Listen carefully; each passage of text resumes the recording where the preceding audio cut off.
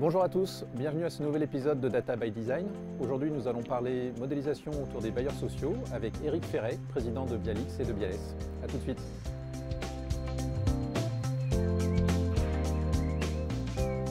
Salut Éric. Salut Sébastien. Merci beaucoup de m'accueillir. On lance une nouvelle chaîne Data by Design et j'ai le souhait de faire plein d'interviews à propos de la modélisation. J'ai tout de suite pensé à toi par rapport à ton expertise. En l'occurrence, je sais que Bialix a développé une véritable expertise avec les bailleurs et quels sont les secteurs et les domaines de data que vous avez traités avec les bailleurs. On couvre l'ensemble du périmètre des problématiques métiers des bailleurs sociaux. Depuis, je dirais, leur cœur d'activité, qui est la gestion locative, qui permet de mettre en corrélation un demandeur, un client, avec un patrimoine, et tout en respectant des aspects réglementaires. Mais je dirais après, on a développé des secteurs d'activité différents, qui sont tout ce qui est production de logements, entretien de logements, puisque certains bailleurs effectivement construisent aussi des logements. Et puis, plus récemment, on s'est tourné vers des fonctions finance, achat. Et si on rentre un peu plus dans le détail, donc, je sais que dans cette gestion des contrats, donc on appelle la gestion locative, comme tu l'as dit, on a cette notion d'adéquation entre des demandes, ou en tout cas des locataires et des bailleurs. Comment tu traduirais les spécificités qui peuvent être liées vraiment aux bailleurs sociaux?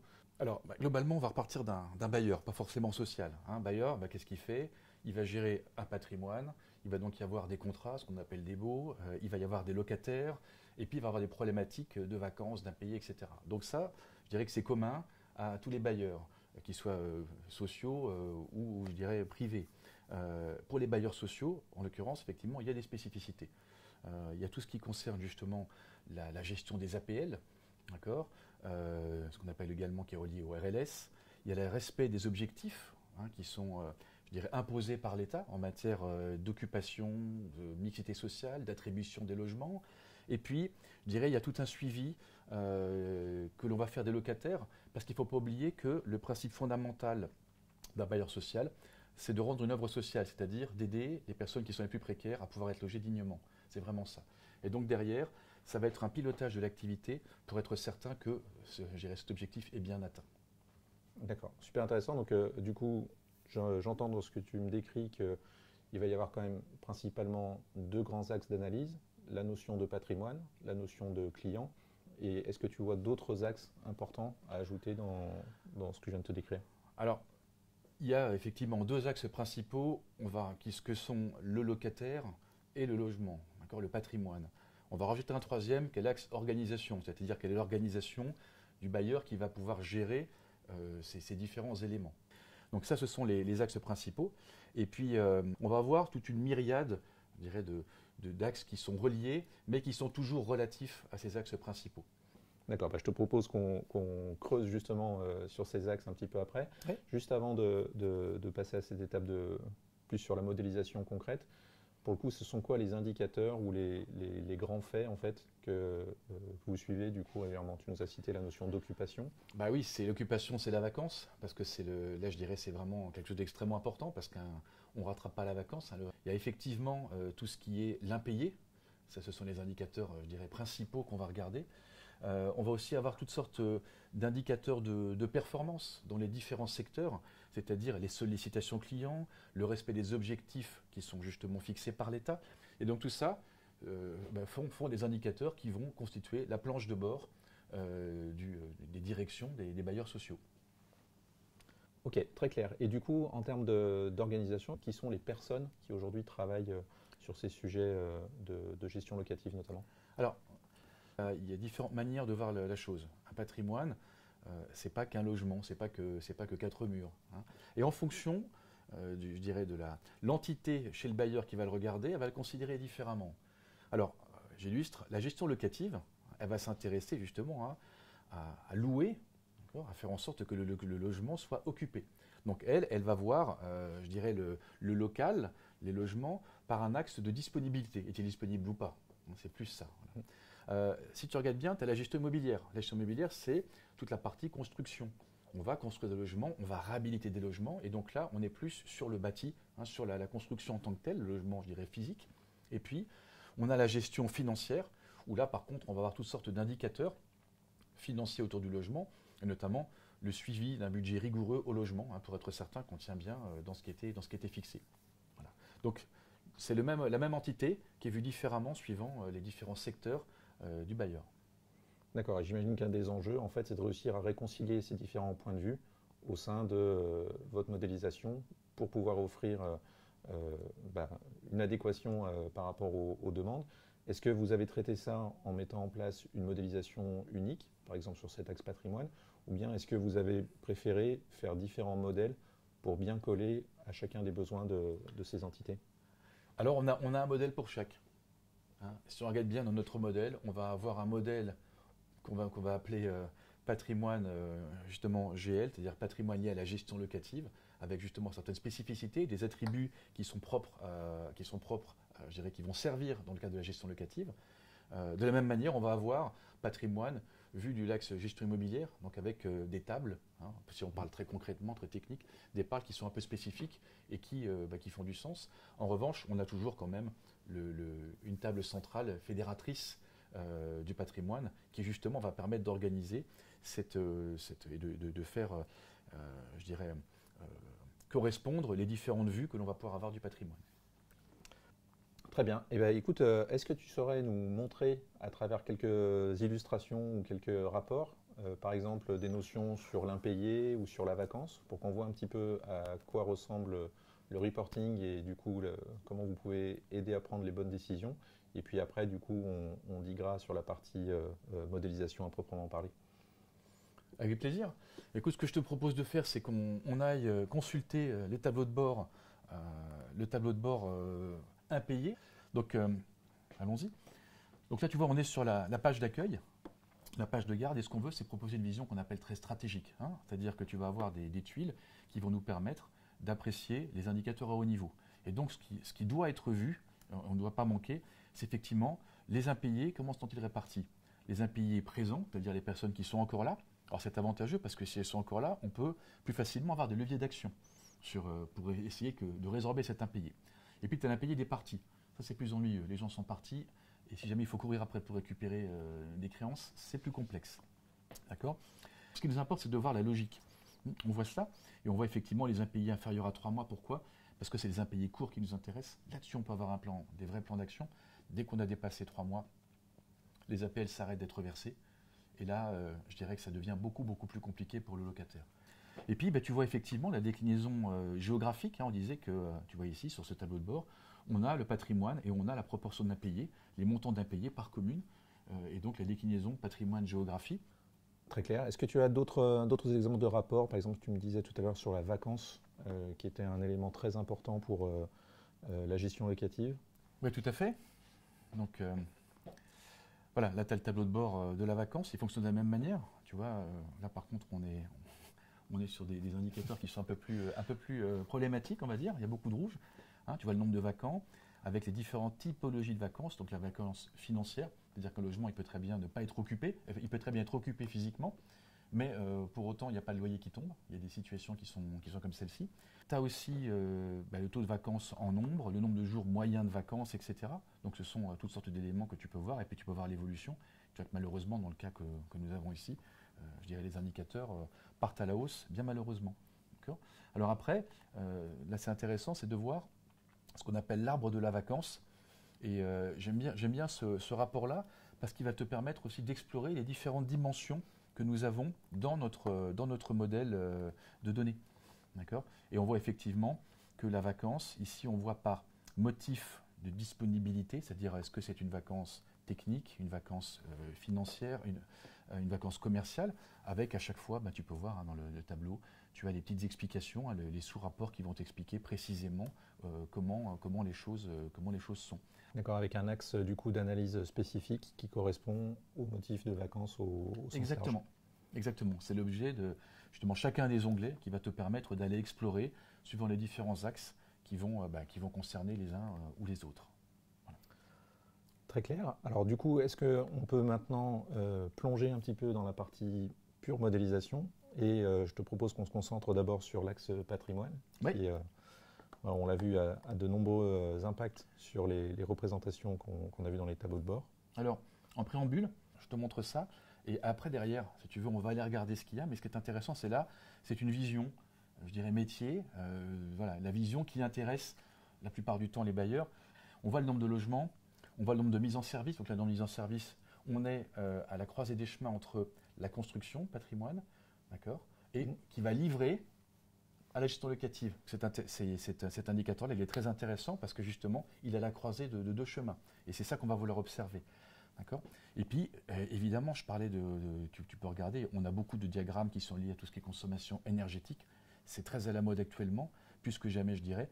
Et donc, on va regarder les taux de validité, des DPE, ce genre de choses. Et tu vois effectivement des choses qui sont très graphiques, qui lui permettent de voir comment ton patrimoine est réparti, les classes énergétiques de ton patrimoine.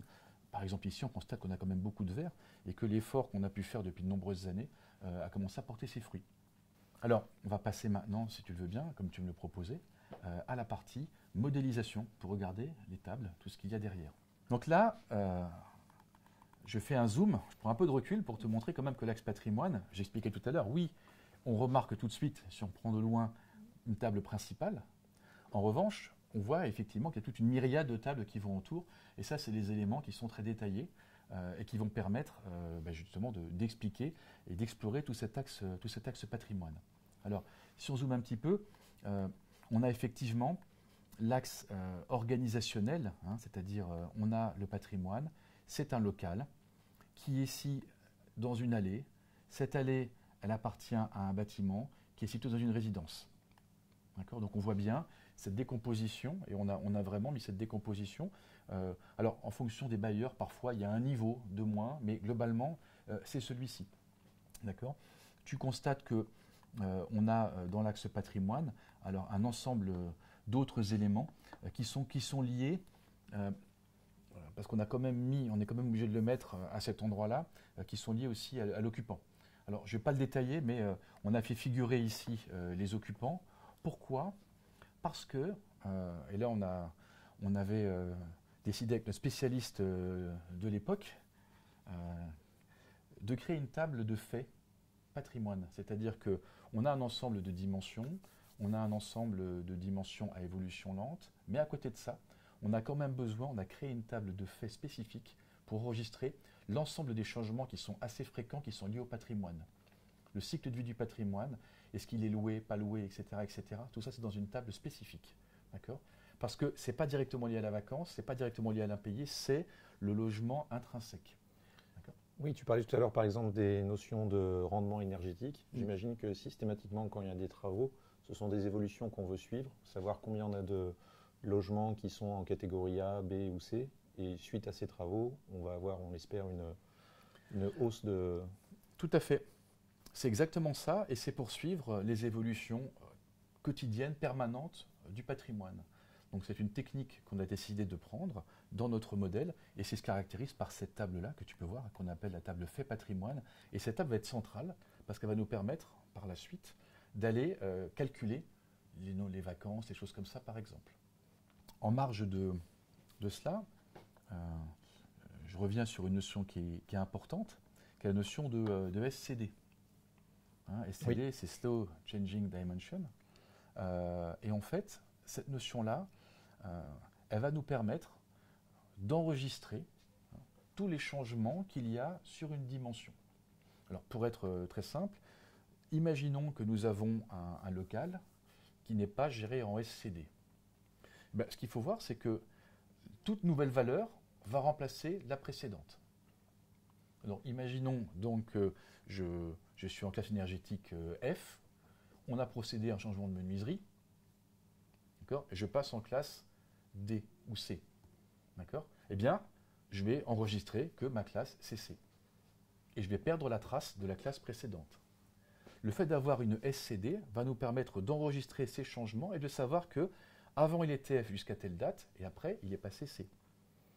Donc ça, j'imagine que c'est super intéressant par exemple pour la vacance. C'est-à-dire qu'en gardant cette trace de l'historique, on pourrait imaginer que des locataires refusent d'entrer dans un logement parce que ça va leur coûter énormément d'un point de vue énergétique et que par contre, en gardant la trace de ce changement, on va pouvoir mieux comparer les motifs de location ou pas, ou de vacances de ce logement, c'est ça? C'est exactement ça. Le fait de pouvoir avoir recours à ce genre de dimension de SCD va démultiplier les capacités d'analyse. Et je dirais même aujourd'hui, ça devient incontournable, ça devient obligatoire. Parce qu'on ne peut pas, on ne peut pas expliquer parfois certains comportements et on ne les exprime qu'à la lumière, justement, du passé.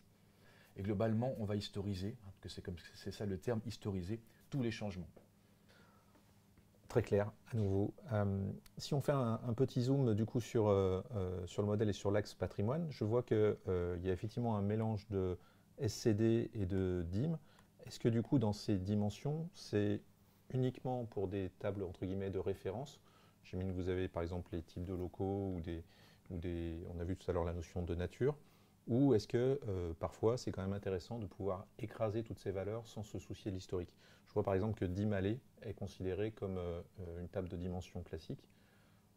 Oui, parce que c'est une table de dimension classique, parce qu'aujourd'hui, si tu regardes bien, voilà, si tu regardes bien, c'est pas quelque chose, la notion d'allée, c'est pas quelque chose qui évolue, d'accord? Un logement, un local, alors lui par contre il a des caractéristiques qui vont pouvoir évoluer, on parlait de diagnostic énergétique tout à l'heure, de choses comme ça.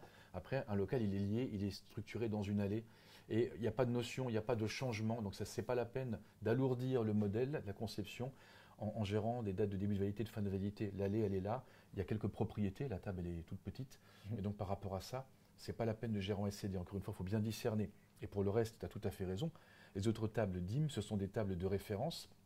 Justement, la typologie de logement, voilà, on a du T1, T2, T3, ça ne change pas tous les 4 matins, et même si ça changeait, puisqu'à un moment donné, il y a quelques années, on parlait de F, F1, F2, aujourd'hui T1, T2, si jamais on devait stocker ceci en SCD, ça voudrait dire qu'on voudrait s'intéresser aux changements, aux éventuels changements induits par le fait que la dénomination ait changé.